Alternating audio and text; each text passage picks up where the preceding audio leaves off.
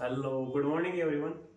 Myself Deepak Sharma, your faculty of Anatomy and Physiology at this beautiful platform of Meditalk Career Institute. So right now, student आज अपन discuss करने वाले हैं आपके cell organelles जिसका नाम रहने वाला है लाइसोसोम। ठीक है, तो अपना वही सबसे पहला पॉइंट कि लाइसोसोम होता क्या है। ठीक है, इतना तो आपको पता है कि लाइसोसोम होता क्या है, कि लाइसोसोम एक सेल ऑर्गेनल होता है जो कहाँ पाया जाता है, आपके सेल के साइटोप्लाज्म में, है ना। तो अब आपके मिर्जा गालिब कहते हैं क्या, कि सारे राज नाम में ही दफनाए होते हैं। ठीक है, तो जब नाम में ही सारे राज दफनाए हुए हैं तो सबसे पहले तोड़ते हैं अपन इसके नाम को। नाम क्या है? लाइसोसोम। ठीक है, लाइसोसोम, लाइसो का मतलब क्या होता है? Lytic process. ठीक है, और सोम का मतलब क्या होता है? सोम का मतलब होता है बॉडी।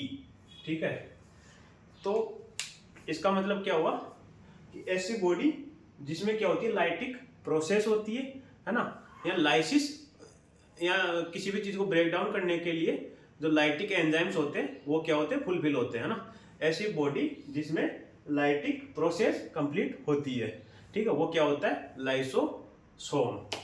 तो जो लाइसोसोम है ये एक कहर भी होता है और एक जहर भी होता है।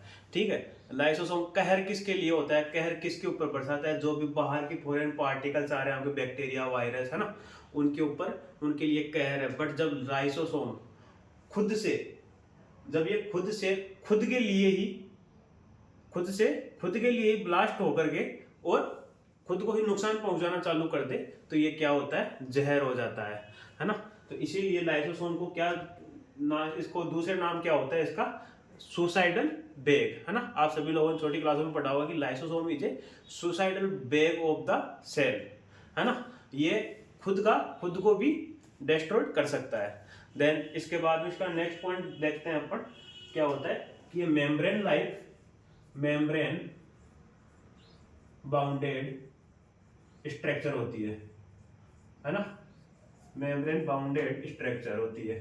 देन इसके बाद नेक्स्ट पॉइंट आता है इसका, ये इलेक्ट्रॉन डेंस स्ट्रक्चर होती है। इट मींस कि इलेक्ट्रॉन माइक्रोस्कोप के अंदर इस स्ट्रक्चर को बहुत अच्छे से ऑब्जर्व किया जा सकता है और इसको बहुत अच्छे से देखा जा सकता है ना। Electron dense structure. ठीक है, देन इसके बाद में अपन देखते हैं कि आपका जब लास्ट लेक्चर, सेकंड या थर्ड लेक्चर इस सीरीज में है जिसमें अपन ने कवर किया था गोल्जी एपराइटस को। ठीक है, जब अपन गोल्जी एपराइटस के फंक्शन की स्टडी कर रहे थे तो उसमें फोर्थ या थर्ड नंबर का फंक्शन आया था, जिसमें क्या था कि Golgi apparatus are involve into the formation of, या responsible for formation of lysosome. ठीक है, तो आपका जो लाइसोसोम है इसका फॉर्मेशन कहाँ से होता है? गोल्जी एपराइटस से होता है ना। गोल्जी एपराइटस में क्या होता है, जो वेसाइकस ट्यूबुल्स होती है ना, जिनको अपन सिस्टर्न के नाम से भी जानते हैं, उसमें से क्या होता है, लास्ट एंड पे जाके क्या होता है, पाउच लाइक स्ट्रक्चर फॉर्म होती है। उसको किस नाम से जाना जाता है? लाइसोसोम के नाम से। तो आपका जो गोल्जी एपराइटस लाइसोसोम रेडी कर रहा है, ठीक है, उस लाइसोसोम को अपन जानते हैं प्राइमरी लाइसोसोम या 1 डिग्री लाइसोसोम। अब आप बोलोगे सर कि लाइसोसोम भी 2 टाइप के होते हैं। जी बिल्कुल, हाँ, लाइसोसोम भी क्या होते हैं? 2 टाइप के होते हैं। जो लाइसोसोम क्या होता है, सीधा गोल्जी एपराइटस से बन रहा है। ठीक है, गोल्जी एपराइटस से बनते ही जो लाइसोसोम उनके पाउच है उसको बोलेंगे अपन 1 डिग्री या प्राइमरी लाइसोसोम। देन उसके बाद में क्या होगा कि जैसे लाइसोसोम मेच्योर होगा, है ना, तो उसके बाद में क्या क्या होगा, जब वो फॉरेन बॉडी पार्टिकल्स सेल के अंदर प्रेजेंट होंगे, तो जैसे एज लाइक बैक्टीरिया या वायरस, ठीक है, तो उनका इनगल्पमेंट होगा। ठीक है, इनगल्पमेंट होने के बाद में क्या होगा, जो स्ट्रक्चर बनेगी, है ना, तो उसको किस नाम से जाना जाता है? सेकेंडरी लाइसोसोम के नाम से। फॉर एग्जाम्पल, जैसे एक बच्चा पैदा होता है ना, या नया बच्चा लॉन्च होगा, ठीक है, मार्केट में आएगा, तो मार्केट में आने के बाद तो वो इन्वायरमेंट को देखता है चारों तरफ, ठीक है, तो वो 10-15 साल तक क्या होगा, 17-18 साल तक एक एज लाइक छोटे बच्चे की तरह बिहेव करता है ना, तो उसको उस टाइम पे क्या बोलते हैं? बच्चा बोलते हैं। लेकिन जैसे वो 18-19-20 साल का हो जाता है ना, दाढ़ी मूंछें आ जाती है तो उसके बाद में उसको क्या बोलने लग जाते हैं कि एडल्ट हो गया, मेच्योर हो गया, है ना। उसी हिसाब से क्या होता है आपके लाइसोसोम में होता है। जैसे लाइसोसोम पैदा होता है गोल्जी एपैरेटस से, तो उसको क्या बोलेंगे अपन, प्राइमरी लाइसोसोम। देन लाइसोसोम जब बड़ा हो जाएगा, ठीक है, और वो क्या होगा, इंगल्पमेंट करने लग जाएगा या डायलाइसिस करने लग जाएगा किसका, फॉरेन बॉडी पार्टिकल्स का, ठीक है, तो उसको क्या बोल देंगे अपन, सेकेंडरी लाइसोसोम। देन उसके बाद में आते हैं इसके कौन कौन से कंटेंट्स प्रेजेंट होते हैं। अभी आपने पढ़ा कि ऐसी बॉडी जिसमें क्या होती है, लाइटिक प्रोसेस होती है, तो लाइटिक प्रोसेस कंप्लीट करवाने के लिए इसमें क्या क्या चीजें प्रेजेंट होती है। तो आपका जो लाइसोसोम है, ठीक है, इसमें क्या होता है कि 40 प्लस हाईली डेंजरस एंजाइम्स पाए जाते हैं, है ना। जो ये एंजाइम्स होते हैं इनकी क्या होती है कि ये हर एक मॉलिक्यूल्स को, स्मॉल टू लार्ज मॉलिक्यूल्स को क्या होता है, ब्रेक डाउन कर सकते हैं। जो फॉर एग्जांपल कौन कौन से मॉलिक्यूल्स इसमें हो सकते हैं, जैसे आपका जेनेटिक मटेरियल हो गया, सेल का जेनेटिक मटेरियल है जिसमें आ गया आपका आरएनए आ गया, प्रोटीन आ गया, है ना, डीएनए आ गया, इन सब चीज़ों को ब्रेक डाउन कर सकती है। देन इसके बाद में कॉम्प्लेक्स आपके मॉलिक्यूल्स कौन कौन से आते हैं, कार्बोहाइड्रेट हो गया, प्रोटीन हो गया, फैट हो गया, ठीक है, इन सभी चीज़ों को क्या कर सकता है, ये न्यूट्रलाइसिस या लाइटिक कर सकता है ना, डाइजेस्ट कर सकता है। देन उसके बाद में क्या होता है कि जो इसका कंटेंट्स प्रेजेंट होते हैं इसमें, जो एंजाइम होते हैं ये क्या होते हैं 500 टाइम मोर देन एसिडिक होते हैं। किसके कंपैरिजन में, आपके साइटोप्लाज्म के कंपैरिजन में। कि ये क्या होता है आपका लाइसोसोम प्रेजेंट तो कहाँ होता है, साइटोप्लाज्म में होता है, लेकिन ये जिस इन्वायरमेंट में प्रेजेंट होता है उसकी पीएच में और लाइसोसोम के अंदर जो कंटेंट प्रेजेंट होता है उसकी पीएच में कितना 500 मल्टीप्लाई टाइम का डिफरेंस होता है, ठीक है। कि लाइसोसोम में जो कंटेंट पाया जाता है वो 500 टाइम मोर देन एसिडिक होता है। किसके कंपैरिजन में, साइटोप्लाज्म के कंपैरिजन में। तो अपन यहाँ से देख लेते हैं, इसका एक पॉइंट हो गया मेम्ब्रेन बाउंडेड स्ट्रक्चर हो गई, सेकंड हो गया क्या, इलेक्ट्रॉन डेंस स्ट्रक्चर, और इसके अलावा इसको also known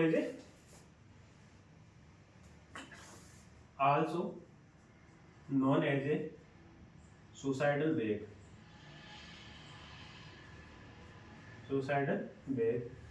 then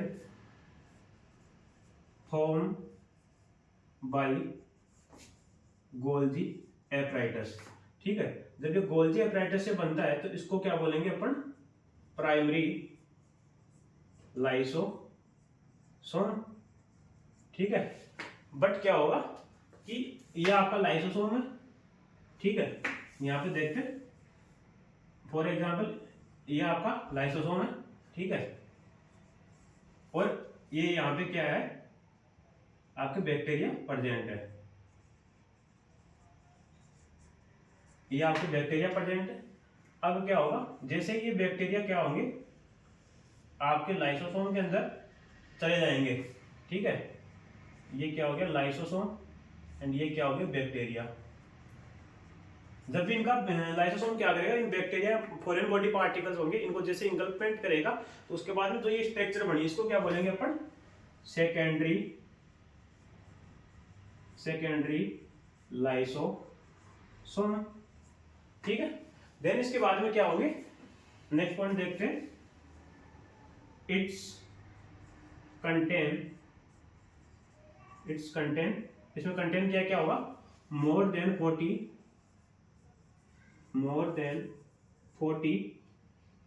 hydrolytic enzyme.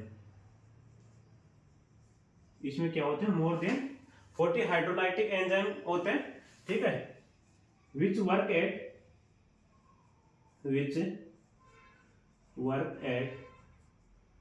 acidic pH।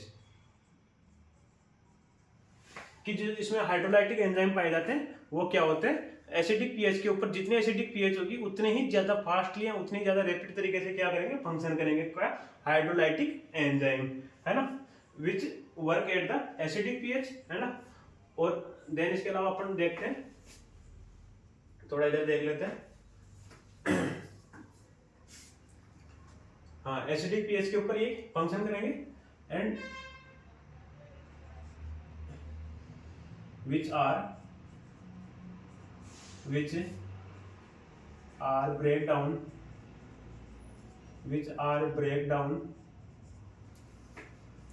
the small to large molecule, ठीक है।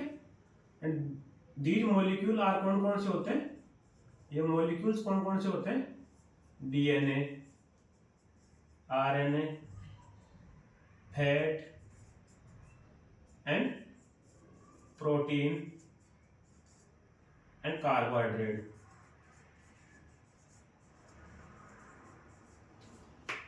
ठीक है, तो ये इसके क्या हो गए, कुछ पॉइंट हो गए कि जो भी इसके अंदर हाइड्रोलाइटिक एंजाइम पाए जाते हैं एसिडिक पीएच के ऊपर काम करते हैं, और ये क्या करते हैं, ये मॉलिक्यूल्स को क्या ब्रेक डाउन करने के अंदर कैपेबल होते हैं, है ना। यानी कि मॉलिक्यूल्स को ब्रेक डाउन करने की कैपेसिटी होती है। मॉलिक्यूल्स कौन कौन से हो सकते हैं आपके, वो हो सकते हैं आपके आरएनए हो गया, है ना, डीएनए हो गया, genetic material of the cell हो गया। देन उसके बाद में आपके कॉम्प्लेक्स मॉलिक्यूल में कौन कौन से आते हैं, कार्बोहाइड्रेट होगी, फैट होगी, प्रोटीन होगी, है ना। तो इसके अलावा ये और क्या कर सकता है, तो सेल के सेल ऑर्गेनल्स है उनको भी क्या कर सकता है, डाइजेस्ट कर सकता है, या सेल को पूरी को कंप्लीटली डाइजेस्ट कर सकता है। इसीलिए इसको किस नाम से भी जानते हैं अपन, इसीलिए इसको किस नाम से, suicidal bag of the cell के नाम से भी जानते हैं। तो अब अपन देखते हैं फंक्शन ऑफ द लाइसोसोम। ठीक है, तो इसमें फर्स्ट फंक्शन होगा आपका कौन सा, डाइजेशन ऑफ द सब्सटेंस, कि ये क्या करता है, जो भी सब्सटेंस होते हैं ना, तो उनको क्या करता है, डाइजेशन करने का काम करता है या तोड़ने का काम करता है। ठीक है, तो जो डाइजेशन ऑफ सब्सटेंस होते हैं ये क्या होता है, दो टाइप के होते हैं, एक तो होता है heterophagy digestion of the substance, and होता है सेकंड टाइप होता है इसका autophagy digestion of the substance. ठीक है, तो जो आपका हिटेरोफेजी सब्सटेंस होता है, इसमें क्या होता है कि जब कोई भी पार्टिकल, ठीक है, कोई भी पार्टिकल या फॉरेन बॉडी पार्टिकल क्या होता है, सेल में इंसर्ट होता है बाहर की साइड से, एक्सटर्नल इन्वायरमेंट से। ठीक है, तो उसको जो डाइजेस्ट करते हैं उसको क्या बोलते हैं, हिटेरोफेजी। बट क्या होता है, कभी कभार क्या होता है कि आपकी जो सेल की सेल मेम्ब्रेन, सॉरी सेल का जो खुद का लाइसोसोम होता है, ठीक है, ये लाइसोसोम क्या करता है, खुद की सेल के ही जो ओल्ड ऑर्गेनल्स होते हैं, है ना, या कभी कभार ये किसी भी पैथोलॉजिकल कंडीशन की वजह से क्या होता है, डेस्ट्रॉयड होता है। ठीक है, तो अगर वो डेस्ट्रॉयड की वजह से अगर खुद की सेल के ही सेल ऑर्गेनल्स को ये डैमेज कर रहा है, तो उसको किस कंडीशन में बोलेंगे, ऑटोफेजी। ठीक है, तो हिटेरोफेजी होता है, इसमें देख लेते हैं, इन विच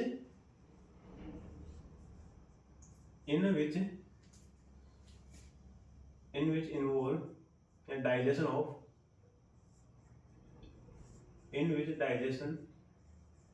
of foreign body या बैक्टीरिया। ठीक है, ऑटोफेजी में क्या होता है, when cell organelle, when cell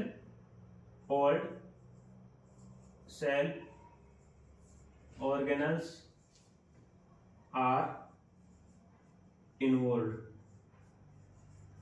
ठीक है, कि जब सेल के खुद के क्या होते हैं, ओल्ड सेल ऑर्गेनल्स क्या होते हैं, इन्वॉल्व होते हैं, जब उनका डाइजेशन होता है उसको क्या बोलते हैं, ऑटोफेजी, है ना। और इसका सेकंड फंक्शन होता है कि सेल में क्या होता है, जो आपका लाइसोसोम होता है, ठीक है, इसमें क्या होता है, कई बार कुछ पैथोलॉजिकल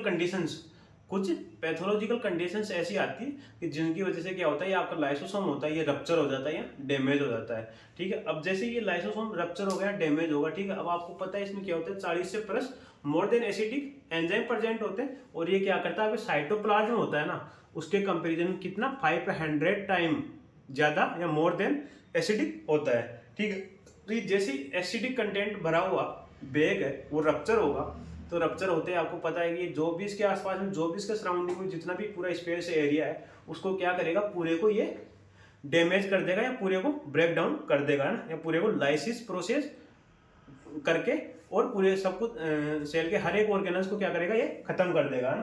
तो ऑटोलाइसिस, इसको जो ये प्रोसेस होती है इसको क्या बोलते हैं, ऑटोलाइसिस। ऑटोलाइसिस मतलब कि स्वयं को खत्म करना, है ना।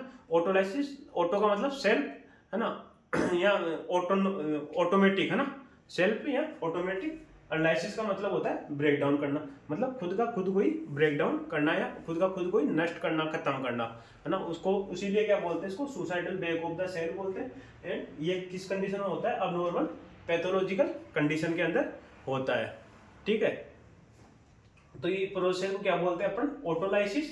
एंड जो डाइजेशन ऑफ द सब्सटेंस होता है ये क्या दो प्रकार से होता है, हिटेरोफेजी एंड ऑटोफेजी। तो हेटेरोफेजी होता है, उसके अंदर क्या होता है, जो भी पार्टिकल्स इन्वॉल्व होते हैं वो क्या होते हैं, फॉरेन बॉडी पार्टिकल या एक्सटर्नल इन्वायरमेंट से आए हुए होते हैं।